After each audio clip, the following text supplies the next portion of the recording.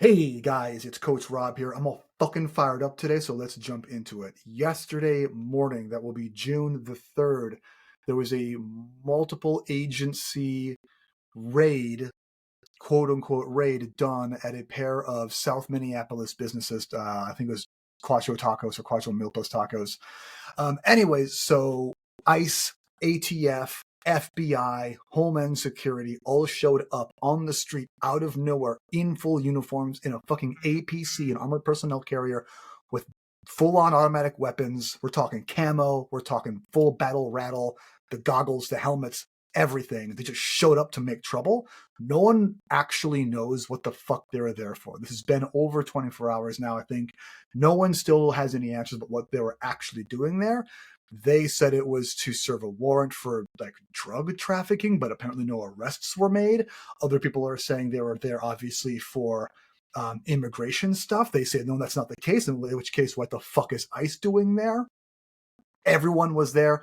MPD shows up like at the tail end of things, I guess, to sort of just be like, no, I don't know what they're doing. They're sort of bumbling about, and like the people came out of the fucking woodwork. Like I'm talking Minneapolis residents just appeared and just swarmed these fuckers and were throwing bottles and shit at their trucks, and they're tossing cones in the way, and they're getting in the way, and they're getting shoved around. People getting shot at by fucking rubber bullets. People getting tear gassed and pepper sprayed left and right, shoved down by these officers. None of whom have any actual identification on them. No badge numbers, no name tags. Every one of them is in a fucking mask, guys. Wonder why that is. So this is an ongoing story. I obviously don't have all the details. I'm not a journalist. It's not a news podcast, but this is what has me fired up today and all day yesterday, to the point where it's very distracting for me. You can tell by how fast I'm talking how much this is bothering me. So, okay, so one thing. I want to get this off my chest right now. I'm gonna Babe Ruth this. I'm pointing this out to the sky. My tinfoil hat conspiracy theory, which I don't think is that even tinfoil at all, is that this wasn't actually for anything. It was, I think the language I've seen online is a presence patrol. When the power who occupies space sends a patrol out just to show the people who live there, this is what we can do. This is what we have it available to us. We can just activate these cells whenever we want. It's a show of force. That's part one of what happened yesterday. Part two is that it's poking the bear. They're kicking the hornet's nest just a little bit to see what will happen, because Minneapolis is a place that has a history of forceful resistance against, we'll say, militarized presence, right? Militarized occupation. We all remember what happened with the BLM protests, with the George Floyd uprisings in 2020. Don't you fucking forget Trump knows what happened there, which is why they're setting this up now. They're poking the bear now to get a gauge to see how hard they need to press on the gas pedal when they eventually completely pardon Derek Chauvin, and they want there to be a presence of violence in the Minneapolis streets. They're coming out here, they're doing auditions for these fucking guys right now so that they can see exactly how much they really need to put forward so that they can, one, instill fear in us right now. Two, when they pardon Derek Chauvin and we have the inevitable riots, that they are better prepared for that, and they can say, look what happened, we knew this would happen. And three, they can use that as an excuse to instill martial law, not just here, but in quote-unquote sanctuary cities all over America. So just a little... I was supposed to talk about personal training stuff at the beginning of my episodes, guys, but I am too fucking fired up. So anyways, yesterday, after all of that, I sat down finally in a bit of hyperfixation, banged out like 80% of my project that I really wanted to get done this week. That is my resistance training booklet, Minimalist Fitness for Everyday Rebels by Coach Rob. I wanted to take this opportunity today to read through it a little bit. This is something that is, it's probably like 85, 90% finished. The last steps is basically just do a lot of number crunching for the actual programming. But I want to read to you what I have so far so you can get essentially a free look at what it's going to be. Obviously, some things are not set in stone just yet. This will be available when I figure out how. For pay what you want, pay what you can, purchase, you can get it for free. Obviously, if you want to pay $0, that's going to be an option too. And a website somewhere. So, figuring out website shit, that's going to be my hardest part. Okay, so resistance training, Minimalist Fitness for Everyday Rebels, page 1, on physical ability. It's a lot of diatribe so far. Okay, so on physical ability. One must cultivate their physical ability to the best of their ability in order to be the most effective part of the resistance possible. Marching for long distances, climbing over barricades, running to and from clashes with hostiles, and generally being able to keep pressure on the enemy and delivering aid to your comrades during an encounter all require physical fitness. Fascists and the conservative right as a whole place great value and emphasis on physical ability. Conventional beauty standards and combat potential are key components in their warped vision of masculinity that pervades their entire worldview.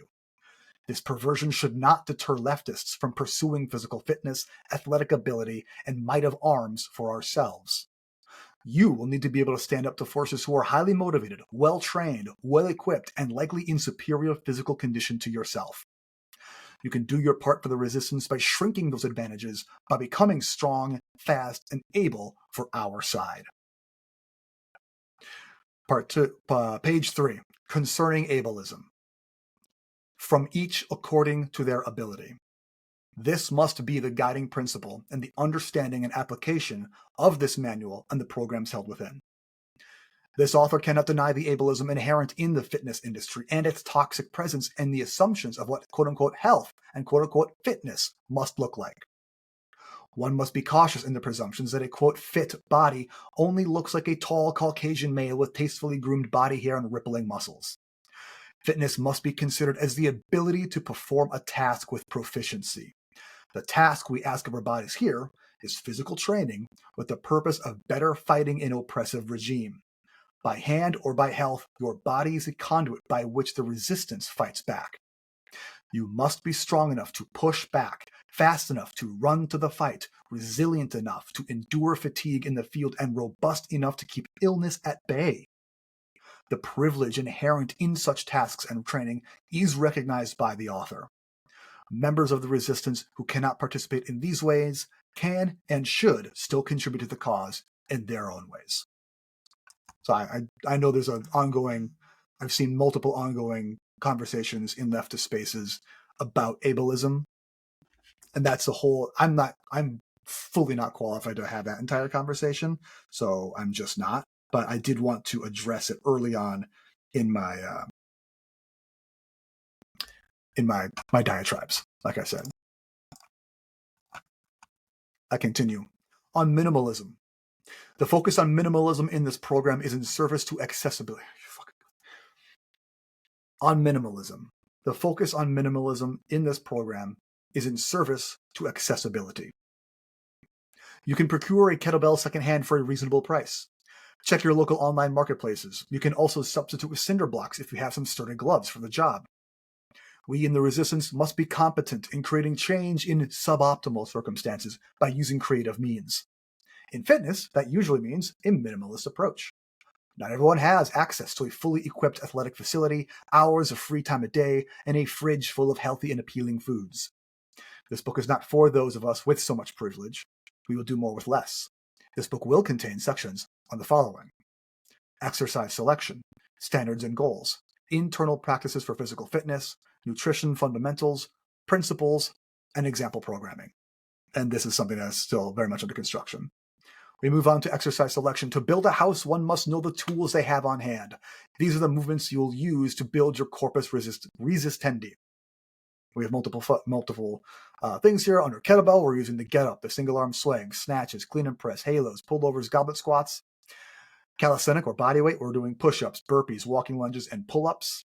In cardiovascular, we have steady state runs, interval sprints, and jumping rope. Like I said, very minimal. It's like a total of under 20 possible movements. If you are unfamiliar or trepidatious with any of these movements, YouTube has a wealth of demonstration content. It can be very useful to take a video of yourself doing the exercise so you can see your technique from multiple angles. Effort is the most important factor while training, and safe movement is key for maintaining high effort over the course of your fitness journey. All of this so far has been one page at a time. Well, something I'm really striving for with this manual is to be, like I said, minimalist as possible. I'm trying to pack as much actually actionable intel into a single page per subject heading basically as I can. So That's the entire description I have thus far of the movements one will use in this program. It's just a list of what the name is. So there is going to be some legwork, I think. Excuse me. So I think there will have to be some legwork for the reader to go out there and actually like research some of this stuff. Obviously, coaching is available too, but like the point of this particular product is not as a funnel for my coaching services. It's as an accessible tool for people who want to get fit for this express purpose. We move on to standards and goals. Every law enforcement and military branch of service keeps strict physical preparedness standards for their agents. It makes sense that our resistance should maintain an expected level of athletic performance in the field as well. These standards have conveniently been set for us by the agencies we can expect to encounter. The standards of this book and program are based on the PFT standards for FBI special agents. So I went on the FBI's website. A note on that, the FBI special agent training website section of their website is actually pretty good. Like as far as the fitness advice and the training advice that they give and like what you're training for is really solid, just like very boilerplate physical training stuff. I did link the thing here on my page. Let's see, the physical fitness test. That's at fbijobs.gov/special agents/physical requirements #physical fitness. So there's a lot of actually good stuff on here. They have quick tips. For instance, be consistent, train the entire body, strength train every day, and run aerobic/anaerobic training 3 to 6 days per week. Do not miss training days. Focus on leg day or chest day, strength train for total body every day, and run every day, which I feel like they just told us to run every day, whatever. They have some beginners tips and some experienced lifters tips, which were, not the kind of tips I would necessarily give for people, but that's okay because I'm not training people for FBI jobs. I'm training people for the resistance. Anyways, the scores of our fitness as rebellion standards here, just to kind of what we're shooting for. This isn't like you're out of the club if you can't do it. I just think it's very helpful for a lot of people to have like a numbers goal in mind, a performance-based goal in mind when training, so you can see like, oh, I need to do this. And I've kind of extrapolated these numbers from the FBI stuff. Yeah, okay. So the scores, back to the reading. The scores reflect the men's standards because that is who we most often encounter in the field. And there's four options here. One is the 1 minute continuous sit-ups with a minimum score of 43, a 300-meter sprint with a minimum time, with a maximum time of 49.4 seconds. Untimed continuous push-ups for a score of 40. And a 1.5 mile timed run, we're looking for 11 minutes, 34 seconds or faster. These are all minimums. I can go into greater detail about what those mean. Actually, I can do that right now because I don't want to just read the entire thing. That'll be boring. So the reason to pick these numbers is because for the FBI agent scoring, they do it on sort of a scale of points for male versus female candidates. And you have to get a minimum of 1 point in everything, and you have to accrue a total maximum of, I think it's 12 points. And so the numbers that I've given here, the 43 sit-ups, the 40 push-ups, the 11:34 mile and a half run, those are the scores required for the minimum to get 3 points in each one. So if you did all of those minimums, you would pass. That's a passing grade for the men's standards, because again, I'm not testing. A standard should be a standard. That's my hot take. Whatever. Moving on to the reading. Internal practices. The body follows the brain. When training your corporeal facilities, it is important to also condition the mind. Many of these skills are useful in everyday life and during a wide range of experiences, not just during a training session. And again, I have endeavored to be as concise as possible. Nasal breathing and diaphragm breathing. Inhale through the nose. Your stomach should fill with air and your shoulders should remain still. Exhale slowly with control and intent to relax your entire body. Repeat 3 to 4 times. We're talking about square breathing, triangle breathing, however you want to talk about it. RPE, or the rate of perceived exertion, subjective measurement of intensity, usually taken during a workout. On a scale of 1 to 10, you should aim to float at the 7 or 8 range during training so that you can push to a 9 or 10 range when your situation demands it. RPE is something that I'll use to measure intensity in the forthcoming actual training program itself. Positive thinking, the most important skill in this book. Quote, assume success and act accordingly, end quote. I just think that's hyper important. Otherwise, we get lost in hopelessness. And finally, big picture thinking, being mission-minded. Fitness, like rebellion, is a long-term goal. Rest when necessary, accept that setbacks are inevitable, but always strive to move forward towards your end goal. We move on to the only multi-page section thus far, nutrition fundamentals. Your diet should support your goals. Food selection and nutritional access is one of the most privilege-laden subjects in fitness. Nonetheless, we endeavor to cover the basics so that anyone can be armed with knowledge.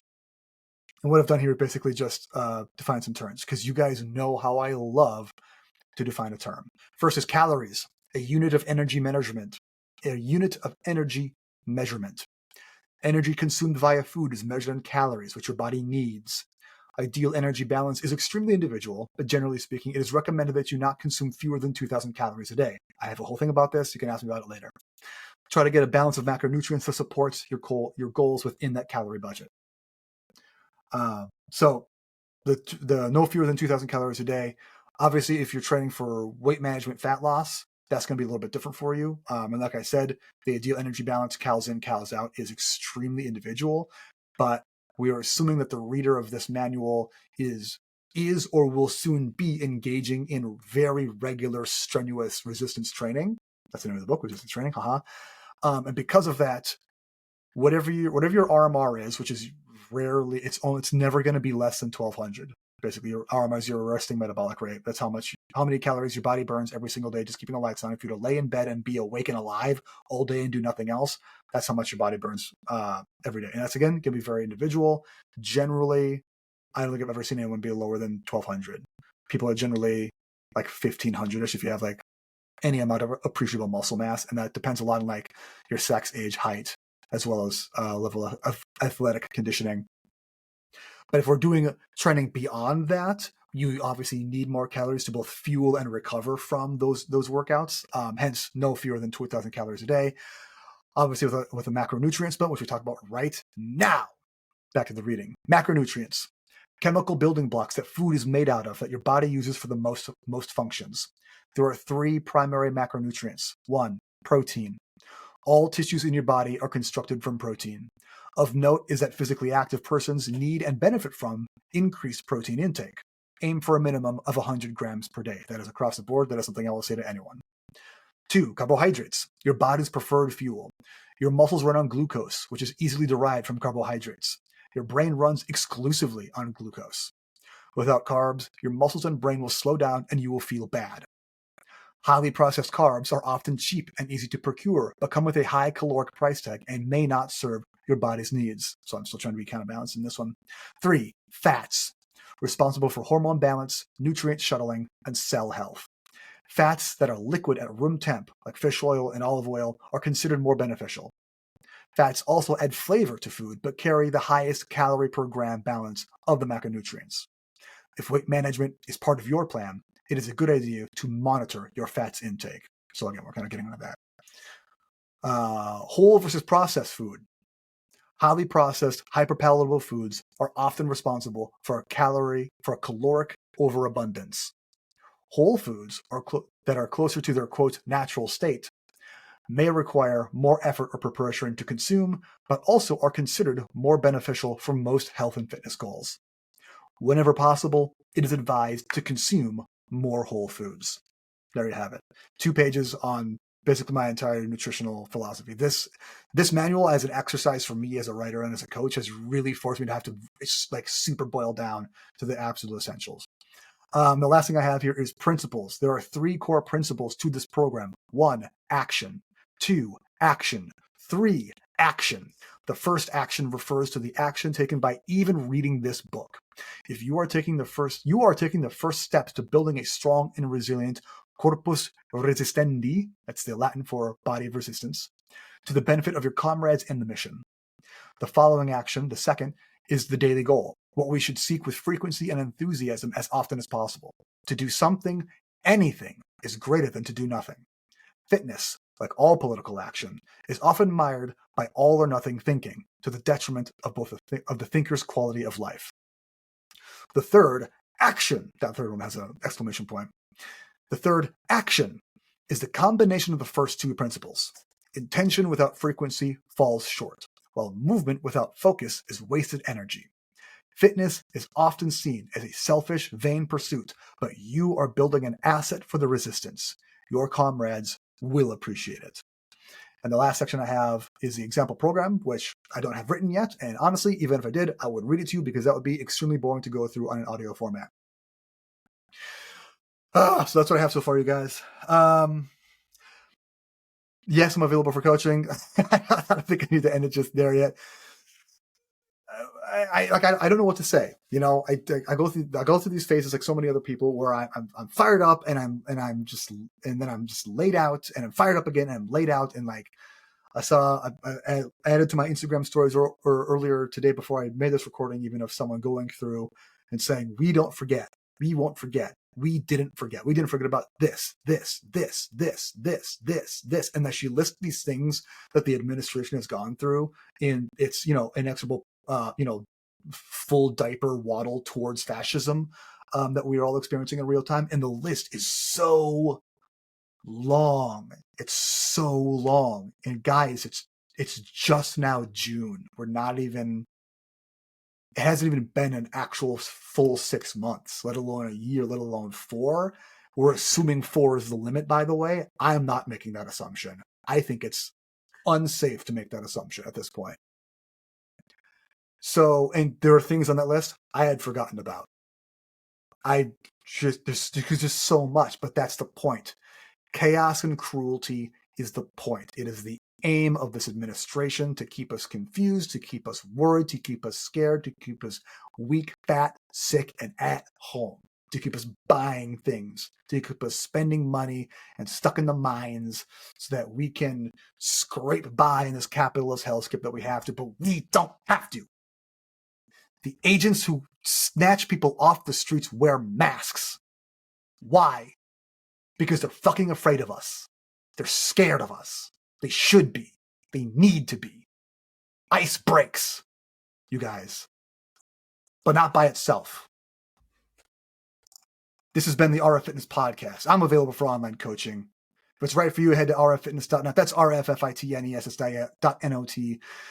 Scroll over to the bottom of the page, see what kind of coaching I offer, do the client application, jump in and hit join the party for free, and come scream about this shit with me because, God, my brain is on fire. Our theme music, which I don't think I'll use today, is Funk AF by Everett Allman, distributed by YouTube Studios. Thanks for listening, everyone. And as always, keep questing.